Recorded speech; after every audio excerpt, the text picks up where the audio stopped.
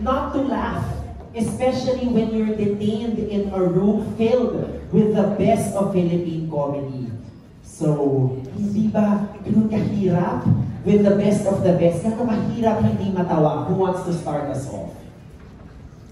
Si Empoy daw yan sabihin. Empoy. Pag di nagsalita kanina yan, si Empoy na. Ay, hindi ako quiet. Bilang best in Philippine niya. Ikaw. Magandaan niya. Umarga na kayo. Nagpalit ako kanina. Well thought of. Pero ulit-ulit ako. Ganda ng concept. Yeah, so gano'n kahirap hindi matawa with this amazing group of comedians in the show? Well, it's very difficult to be... Yeah? Ano medyo mahirap talaga para sa amin lahat. Kasi titigan mo pa lang yung mga pagmumukha nila. Yung kami lahat sa loob ng bahay, yung talagang minanatili namin doon. Mahirap talaga para sa amin. At ano ulit yun? So ganun siya kahirap na meron pa sigurong PTSD from the experience. Anybody else want to answer the question? How hard was it? Nakaka-intimidate ba at first? It's very, very hard. It's very, very hard. English. Yes. Yes. Ako, pag English, tinutulong mo kami rin. Parang go, Kim, go. Hindi kasi ako, sinabi English nga. No, because earlier in the pocket press con. What? I'm sorry. No, I mean like as the youngest. Pero seryoso kasi, ako po kasi tinitingala ko po lahat po ng mga nandito. Kasi ako po yung pinaka bata. So parang simulat sa po ina-idol ko na po talaga silang lahat. At sobrang bungis-ngis ko po kasing tao talaga. Nakikita naman po yun sa mga vlogs, sa interviews ko, kahit sa podcast namin ni Jen. So it was really hard for me at first. Actually, when it started, I even asked the team kung bakit ako ginawa. Kasi alam naman mga tao, sobrang bungis-ngis kong tao. So, they told me it's really the reaction of what I'm going to do dun sa show. Na lumabas naman siya talaga because we were told that hindi kami pwedeng tumawa, kumite, or smirk, or even the smallest na makita yung teeth namin. So, it's really, we could actually show different kinds of emotions, which I think nakita naman dun po sa trailer po namin na may snippet doon na umiyak talaga ako because that's the only thing I could do, really. Kung may emosyon akong ilalabas, nag-isip na lang ako malulungkot ko. Alam mo yun, basta umiyak na lang talaga ako sa mga corners, ganyan. So it was really difficult for me personally. And with everyone as well. So, yeah. That's it. Thank you. Yes. Wow, thank you, candidate number 5. Yeah, we saw that trailer kanina, so I guess this one is for Meme. Sa trailer, ang daming lips na tawang-tawa ka. So, ano yung pakiramdam na ikaw na yung pwedeng tumawa hanggang sila ay talagang game face? I enjoyed my privilege. Oo, kasi nakakatawa talaga kasi ang sarap kasi ako lang yung may pagkakataon, yung may karapatang i-enjoy yung ginagawa nila. Silang lahat, ang saya-saya dun sa loob ng bahay pero wala silang karapatang i-enjoy, ingiti o i-appreciate yung ginagawang comedy ng bawat isa. So ako, 6 na oras akong nanonood ng free show. So tawa lang ako ng tawa. So sila, kaya sabi, ang hirap nun para sa kanila, di ba? Kasi, di ba, lahat tayo gusto nating i-enjoy yung nakakatawa eh. Ang sarap dun sa pakiramdam. Pero yung pinipigil mo yun, napakahirap nun. Ang daming tumatakbo sa mga utak nila. Eh ako, wala nakauulang ako dun, pindot lang ako ng pindot, utos lang ako ng utos. So pinakamasarap talaga yung buhay ko. 6 na oras silang nagpapatawa, tapos nanonood lang ako ng libre. Hindi, kinapa-sobra ka doon kanina nung sinabi ni Meme na talagang hirap na hirap kayo. But share with us that experience. Oo, sobra talaga kasi parang kagaya namin, like ako, galing ako sa comedy bar. So, yung masaya yung hindi, I mean masaya. Galing ako tayo sa comedy, tayo Like ako, galing ako sa Nira. Wow! So, pero may kayaman na siya, kaya naman ito, kuli-aligin na siya. akala ko maganda sa matiting ko. Parang Mahirap kasi talaga, kasi makita mo, sabi nga niya pa kanina, makita pa lang yung itsura, like si Ate Peachy, yung wala pang ginagawa. Sabi mo ko? Si Nanay Peachy, hindi, si Peachy. Sinisure ko lang kung bata. Ang bata pa.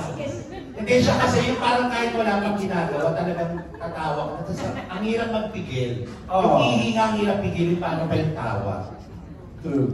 Anybody else want to share how hard it was before we move on? Ito si Mayor. Si Bertie Labra. Sa pelikula nga sumakot. Si JC, wala pang ginagawa, alam mo lumisans candidate siya sa inyo. Hindi ko nagpapahid ng candidacy, pero alam mo lumisans candidate. Papagulo na. Hindi, mahirap naman talaga din. Saka mahirap din kapag magpapatawa ka rin sa harapan ng mga komedyante. Kaya ang kryptonite ko doon, ito talaga si Nicky. Talaga, panoodin niyo, paano kami, minsan nag-iiwasan kami dalawa dito kasi nga, di ko alam. Kasi pinakaraan sila nila. Tapos kami naman ito si Chad, lagi Yes, na it's ako. your thing. Siya, parang pinagtutulungan nila akong lahat eh. Hindi kasi ang kryptonite naman namin lahat talaga. Si Kaya ang PC. hirap sa buhay ko, ang hirap. Yeah, Parang yeah. lagi na lang akong galit. Nandiyan mo lang. Tumigil ka. Puno! Nakapahang! Siya nagaling-galing siya. Alright, okay, so let's move on siguro to our showrunners. So the format, of course, is very new and we are very intrigued with the show. So what we want to know is ano ang mangyayari pag may natawa? So do share with us the mechanics of the show. And similar to the international franchise, kapag tumawa sila, may, hindi man eliminated kaagad, may warning, so may yellow card sila. Pero as simple as smiling or konting lift lang ng lips niya, smirk, na yun, counted yun kaagad as smile.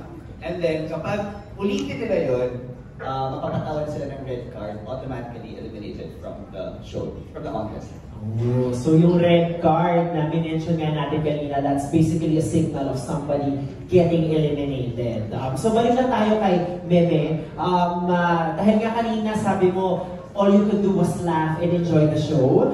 Gusto namin malaman, may ambag ka din ba para mapatawan ng mga contestants? Meron ka rin bang attempt to maybe eliminate some of them?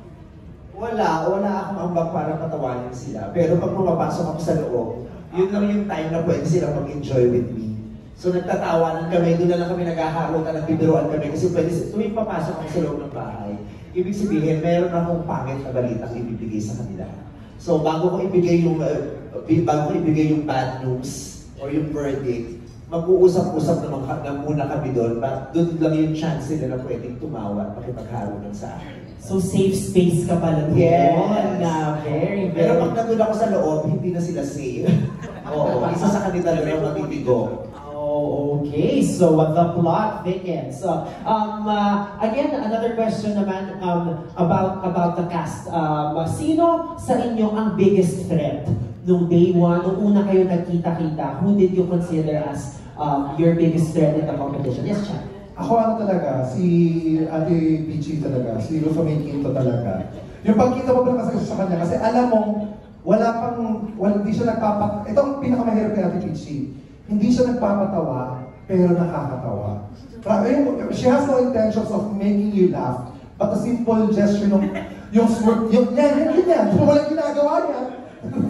Yung magsasalita, normal na pagsasalita, pag tinitingnan ka niya, tapos pag kumilos, matatawa ka na talaga hagad sa kanya. That's a very natural yung comedy niya. Kaya siya talaga ang biggest threat for me, tsaka sa karamihan sa akin. Grabe. From the gentleman there, sino ang biggest threat sa inyo when the Same. competition started? Same.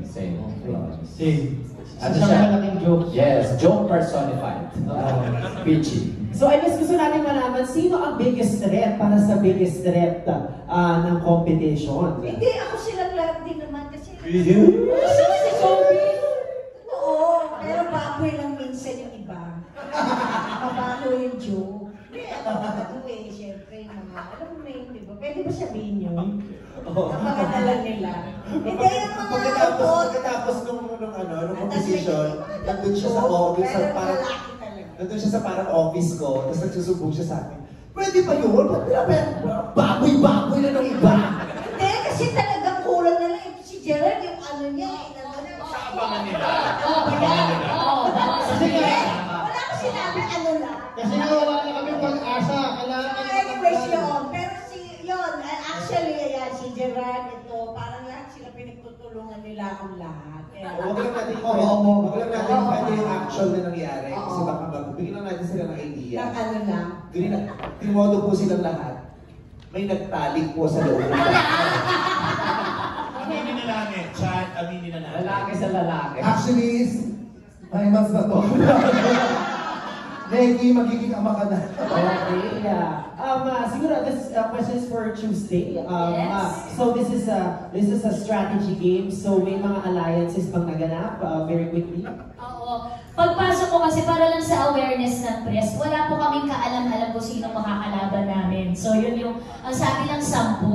Kaya nung pumasok si Vice, kung tinibend na namin kami katakot, kala namin kasali siya. So totoong buhay. Akala namin ni Kim Kuswala, Totoo, kasi isa-isang pumapasok. So lahat isa-isa, alam mo yung feeling na masaya kasi makakasama mo sila. Na meron makasama tayo sa project niya. True. Hala, matatanggal ako. So sa madaling salita ba, sa simula pupunuin ka nila ng pag-asa hanggang nung pumapasok na Oh. nasisira na yung pag-asa. Oh my Tapos si God. Bebe, nung pumasok siya, hindi ka pa sinasabi. Oh. Meron siyang... Seryoso lang siya. O ano, ginagano niya siya. I love it. Walang ka-idea. So, nung may break, di ba, magbibihis kami for whatever characters ang gagawin namin sa loob. By the way, there are people who helped us develop whatever strategy kung meron kami. Pagkita talaga namin kay Peachy, yung mata namin ni Chad nagagano na, okay, may pagtutulungan. Kaya ano, Hindi na siya iniwan. Pero meron nga, may mga nakita ko parang nagkambihan. Kahit hindi nag-usap. Nagbabanyo siya, pinuntahan ni Chad. Pinuntahan, pinanoon. May nagtanteman. Pero sa awa ng Diyos, hindi ako natawa sa kahit sa kanino sa kanila. Okay, baka may masabi pa. Okay, but may dramatics din pala involved. So, our next question, of course, is for our showrunners. So this is for Darren. So, LOL Philippines is an Amazon original, but can you share with us how we added a Filipino twist to the show? I mean, this is why we love this format, I think, right? Because we've done it now over, I think, 20 territories, and each locale finds a way to make it really local. And this one, I mean, setting it at Lola's house, I think it's... I need ka, Peachy. Nasuso kasi Pete. Nasuso ka kasi, Peachy. Is there a wedding in the house? Sorry. Setting it at Lola's house, I think is a very good way, right? We, of course, have the cream of the crop here, the best of the best, and seeing them with their individual kind of strategies, characters going in. That's been the most fun for me as a Thai person, like to watch, because even I can appreciate that, right? Yes, thank you. For Madonna, so we can feel the chemistry of the cast, but you felt this like way earlier than all of us. But can you share with us, just like as a show producer, how inspiring that was while filming was happening? Maybe I'll go back. English. Maybe I'll go back to when we were just doing the casting. I think that was a very crucial aspect of the show. We made sure that all of them come from different types of comedy. I think that was important.